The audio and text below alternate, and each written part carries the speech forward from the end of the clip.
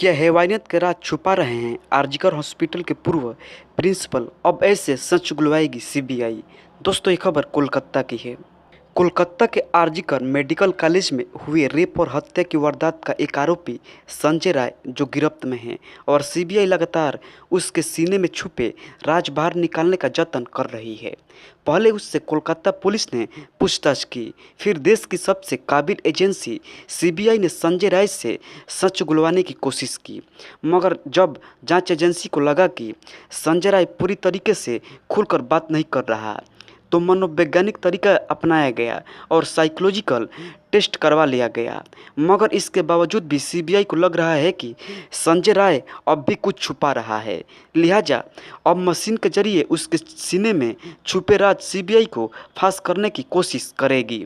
इसी कोलकाता रेप और मर्डर कांड के एक और किरदार है, नाम है संदीप कुमार घोष। ये कोई मामूली हैसियत के आदमी नहीं हैं, बल्कि जिस आरजीकर मेडिकल कॉलेज में ट्रेनी डॉक्टर के साथ हैवानियत हुई, उसी अस्पताल में डॉक्टर संदीप कुमार घोष प्रिंसिपल थे, अब नहीं हैं। वैसे इस कांड में अब तक जितनी भी लेथन हुई है, उसके पीछे सिर्फ और सिर्फ इन्हीं का हाथ है। वैसे तो उस अस्पताल में ये बात काफ़ी मशहूर थी कि घोष साहब की इजाज़त के बगैर वहाँ परिंदा भी पर नहीं मार सकता, और संजय राय को इस बात की इजाज़त थी कि वो कहीं भी जाकर हाथ पैर सिर मार सकता है। तभी तो वो उस सेमिनार हॉल तक आधी रात के बाद जा पहुंचा, जहां अस्पताल के डॉक्टर भी आमतौर पर नहीं जाते। तो बात हो रही थी संदीप कुमार घोष साहब की। असल में संजय राय की तरह देश की सबसे बड़ी जांच एजेंसी सीबीआई को लगता है कि डॉक्टर घोष भी सच नहीं बता रहे हैं या कुछ छुपा रहे हैं, क्योंकि अब तक इस केस में जो कुछ सामने आया है वो सब तभी सामने आया है जब जैसे डॉक्टर चाहते हैं। हालांकि सीबीआई अब तक 4-5 राउंड में करीब 51 घंटों तक डॉक्टर साहब के साथ बैठकर चाय नाश्ता कर चुकी है। बीच बीच में उनके बीच बातचीत भी हुई, मगर डॉक्टर साहब बहुत ढीठ हैं, कुछ बोलते ही नहीं, और जब भी बोलते हैं कुछ नया बोल देते हैं जो पहले वाले जवाब से मेल नहीं खाता। दरअसल सीबीआई डॉक्टर संदीप घोष की बातचीत से बिल्कुल संतुष्ट नहीं है।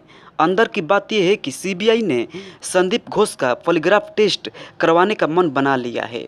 अब वो कागज़ तैयार कर रही है ताकि उस पर कोर्ट की मुहर ले सके। ऐसा सीबीआई इसलिए कर रही है क्योंकि संदीप घोष की बातों और बयानों में ज़बरदस्त विरोधाभास है, जिसकी वजह से अब उनकी पोल खुलती दिखाई दे रही है। लेकिन पोल खोलना कोई सबूत नहीं है, इसके लिए साइंटिफिक सबूत की ज़रूरत पड़ती है।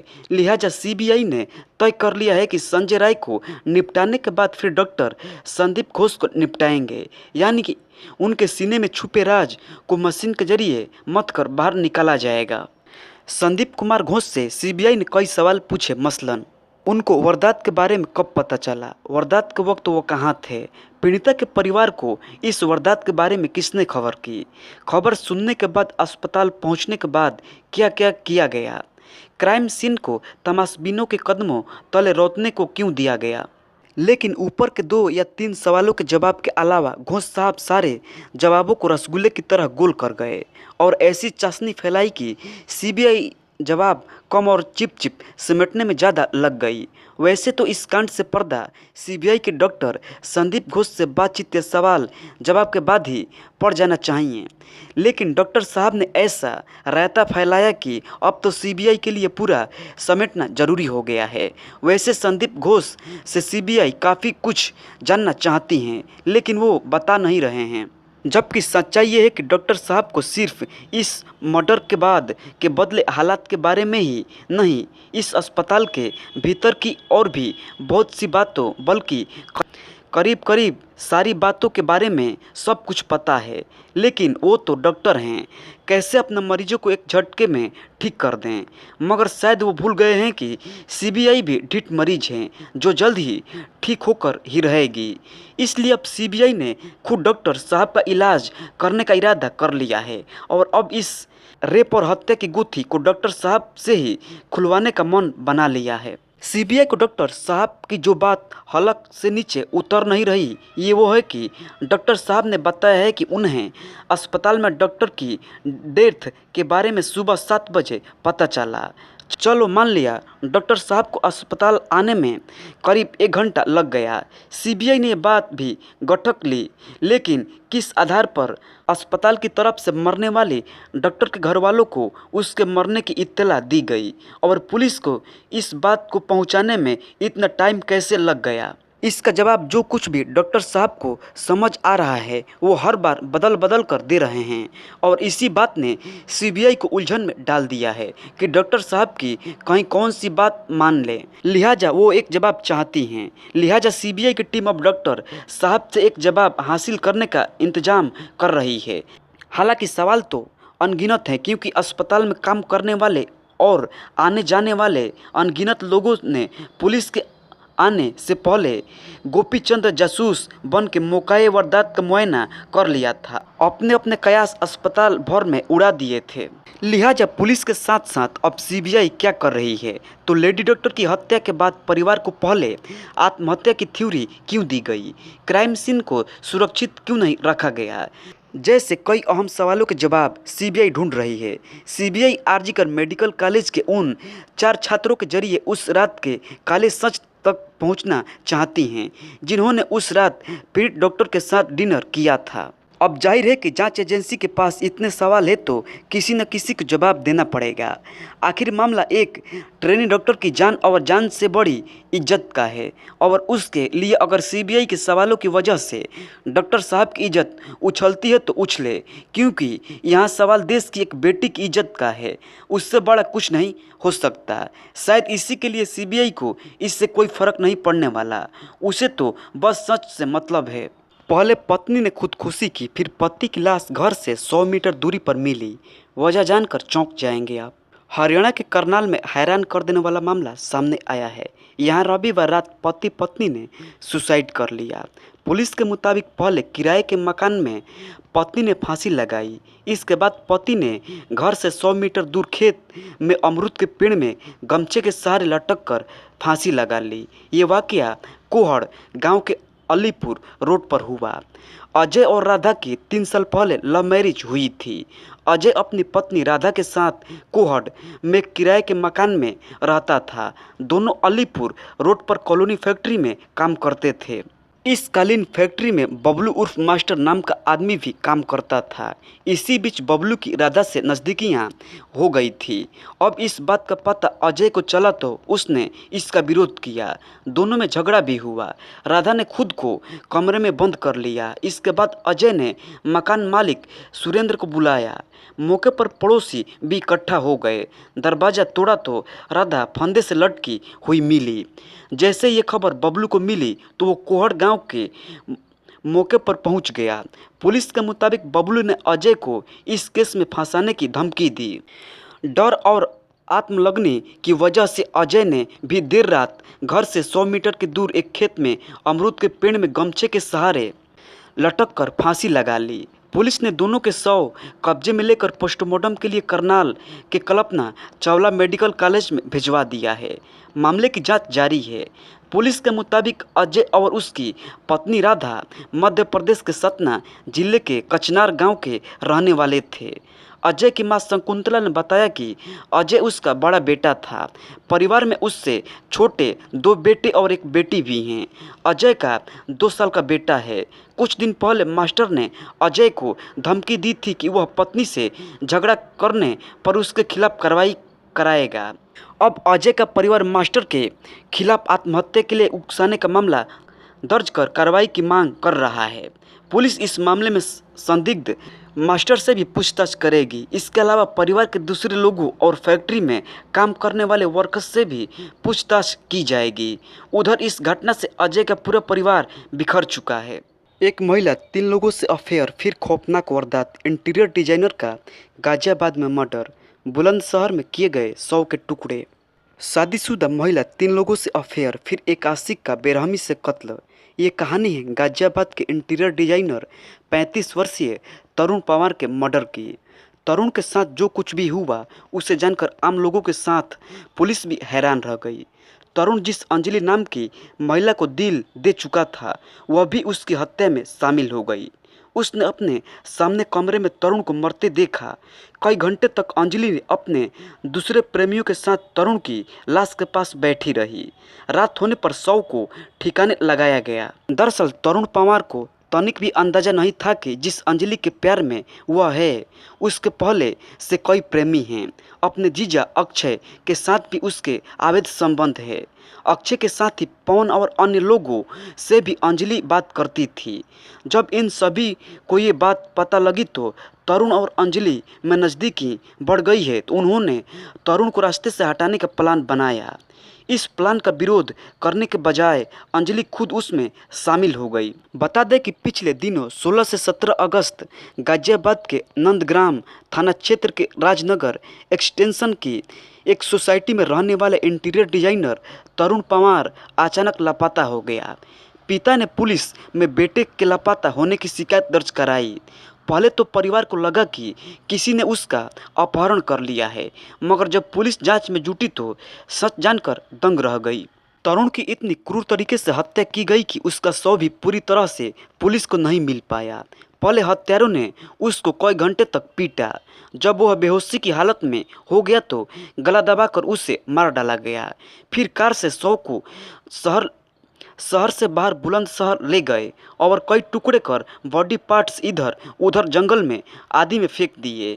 सिर, टांगे और हाथ अलग अलग फेंके गए ताकि शव की पहचान न हो सके। तरुण की हत्या की योजना अंजलि के प्रेमी, अंजलि के जीजा, प्रेमी के दोस्तों ने मिलकर बनाई थी। सबसे पहले इंटीरियर डिजाइनर के काम करने के बहाने उसे बुलाया गया था। इसके लिए नए नंबर का इस्तेमाल किया गया। हत्यारे उसे एक घर में ले गए और वहां गला दबाकर उसे जान से मार डाला। इस दौरान अंजलि भी मौजूद थी। वह तरुण की हत्या होते हुए देख रही थी। हत्या के वक्त कमरे में अक्षय, पवन, अंजलि के अलावा जीते, अंकुर, दीपांशु और अंकित भी मौजूद थे। पुलिस की पूछताछ में पता चला है कि तरुण जिस अंजलि के प्यार में पड़ चुका था, उसके संबंध अपने जीजा से थे। इसी के साथ अंजलि के संबंध एक हत्यारोपी पवन के साथ भी थे। वहीं अंजलि का अपने पति से तलाक का केस चल रहा है। तरुण के साथ अंजलि की नज़दीकी उसके जीजा और पवन को पसंद नहीं थी। ऐसे में अंजलि के जीजा और पवन ने तरुण को मारने की योजना बना डाली। अंजलि ने एक बार फिर तरुण को बचाने की कोशिश नहीं की और अपने सामने ही उसको मरता देखती रही। मामले को लेकर डीसीपी सिटी गाजियाबाद राकेश कुमार सिंह ने बताया कि पुलिस तरुण की तलाश कर रही थी। सीसीटीवी कैमरों और सर्विलांस की मदद से कुछ लोगों को पकड़ा गया है। फिर सारी वारदात खुलकर सामने आ गई है। युवक के शव 3 टुकड़े किए गए थे। अभी पैर बरामद किया गया है। डीएनए टेस्ट कराया जाएगा। मुख्य आरोपी पवन, उसके अन्य साथी वंश और अंजलि को गिरफ्तार कर लिया गया है। फरार चल रहे 6 आरोपी दीपांशु, अक्षत, जीते, अंकुर, मनोज और अंकित की तलाश की जा रही है। हत्यारों ने गला दबाकर तरुण की हत्या की और उसके बाद शव के 3 टुकड़े कर डाले। फावड़े और दराती से शव को गला, धड़ से और टांगे काटी गई और शव को गाजियाबाद से एक कार में ले जाकर बुलंदशहर की नहर में अलग अलग ठिकाने लगा दिया गया। शव को गद्दे में लपेटकर बाइक से कार तक ले गए थे। अवैध संबंधों के चलते हत्या की वारदात को अंजाम दिया गया था। हत्या की यह साजिश हत्यारों द्वारा बेहद सतीराना अंदाज में रची गई थी, जिसे सुलझाना पुलिस के लिए बड़ी चुनौती थी। हालांकि पुलिस ने कड़ी मशक्कत के बाद सर्विलांस और सीसीटीवी कैमरे और म्यूचुअल इंटेलिजेंस की मदद से कुछ संदिग्ध लोगों की पहचान की और हत्यारोपी तक पहुंच गई। खुलासे में पुलिस को करीब हफ्ते भर का समय लग गया। शादीशुदा थी और प्यार हो गया। बॉयफ्रेंड ने अकेले बुलाया तो 3 साल की मासूम बेटी को खामोश कर सूटकेस में पैक कर दिया। दोस्तों, ये खबर बिहार के मुजफ्फरपुर की है। बिहार के मुजफ्फरपुर से एक कलयुगी मां की घिनौनी करतूत सामने आई है। उसने अपनी 3 साल की मासूम बच्ची का बेरहमी से कत्ल कर दिया। इतना ही नहीं, इसके बाद उसके शव को सूटकेस में पैक किया और सूटकेस को सड़क में फेंक दिया। अब पुलिस ने इस सिलसिले में इस कलयुगी मां और उसके आशिक को गिरफ्तार कर लिया है। शुक्रवार दोपहर पुलिस को रामपुर हारी थाना इलाके में एक बच्ची का शव पड़े होने की सूचना मिली। पुलिस मौके पर पहुंची और जांच पड़ताल शुरू की। यह शव एक कूड़े के ढेर में लाल रंग के एक ट्रॉली बैग में मिला था। तफ्तीश के दौरान पता चला कि बच्ची का शव मोहल्ले में किराए के एक मकान में रहने वाले मनोज और काजल की बेटी मिष्टी कुमारी का है। पुलिस उसके घर पहुंची तो पता चला कि काजल शुक्रवार को अपनी बेटी को साथ लेकर गई थी। पुलिस ने उसके पति से पूछताछ की तो काजल के पति ने ये बात दोहराई और कहा कि काजल अपने साथ सारे गहने, आधार कार्ड एवं अन्य सामान भी लेकर चली गई है। उसने पुलिस से बचने के लिए अपना मोबाइल फ़ोन भी स्विच ऑफ कर दिया था। अब पुलिस के लिए ये पता लगाना जरूरी हो गया था कि आखिर काजल कहाँ गई है और उसकी बेटी के शव घर के पास कैसे मिल गया है। पुलिस ने काजल के पति से गहनता से पूछताछ की तो पता चला कि आरोपी काजल का पिछले 1 साल से जिले के रामपुर हारी थाना इलाके के एक युवक से प्रेम संबंध चल रहा था। वो उससे शादी करना चाहती थी, लेकिन आरोपी उसकी बेटी को साथ में नहीं रखना चाहता था। काजल उसके प्यार में पागल थी। जाहिर है पुलिस का पहला शक काजल पर ही गया, लिहाजा पुलिस ने उसकी लोकेशन ट्रैक करनी शुरू की। उसकी लोकेशन रामपुर हारी इलाके में ही आ रही थी।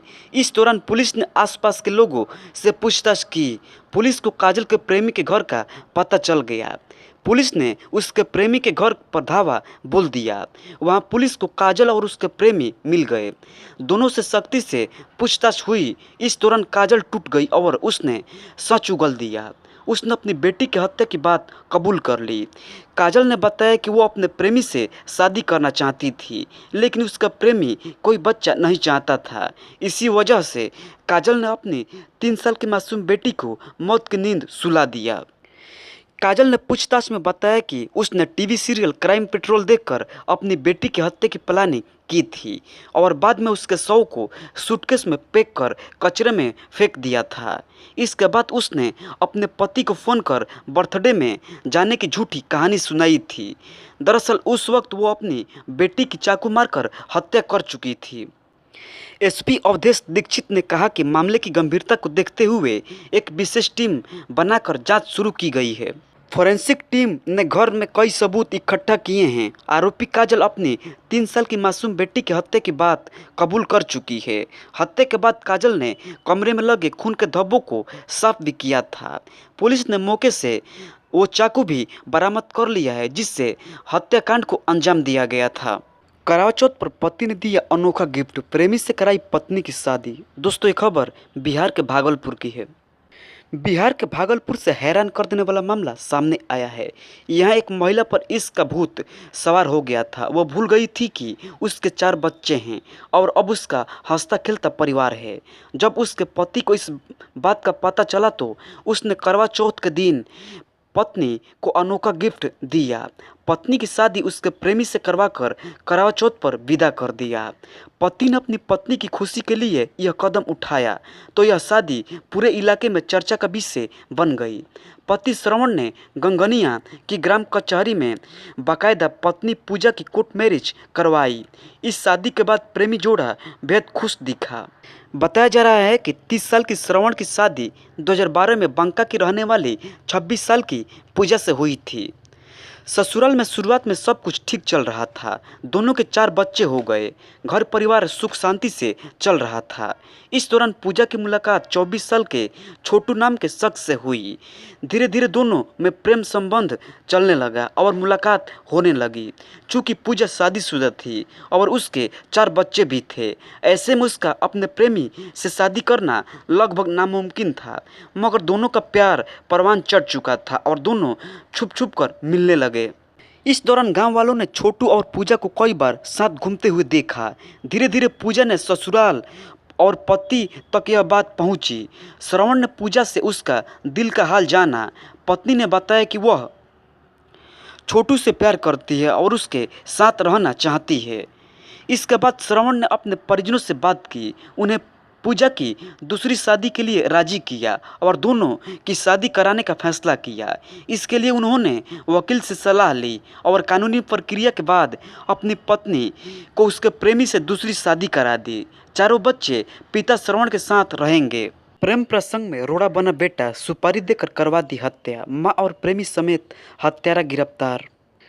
उत्तर प्रदेश के उन्नाव में मां के प्रेम प्रसंग का विरोध कर रहे बेटे को मां ने प्रेमी के साथ मिलकर सुपारी देकर हत्या करा दी। सूचना पर पहुंची पुलिस ने शव को कब्जे में लेकर पोस्टमार्टम के लिए भेज दिया। पुलिस ने मामले में एफआईआर दर्ज कर आरोपी मां, उसके प्रेमी और हत्यारे को गिरफ्तार कर जेल भेज दिया। मामला उन्नाव के अजगौन थाना क्षेत्र के दरबारी खेड़ा गांव का है। यहाँ की रहने वाली अरफा बेगम अजमेर की रहने वाला प्रेमी हसन अली के साथ रहना चाहती थी। इसके लिए वो कानपुर नगर का घर दुकान सब कुछ बेचकर अजमेर जाना चाहती थी। इसका बेटा नदीम विरोध करता था और उसकी मां से इसी बात पर अक्सर आए दिन लड़ाई झगड़ा होता रहता था। अरफा ने अपने प्रेमी हसन के साथ मिलकर बेटे नदीम को रास्ते से हटाने की योजना बनाई।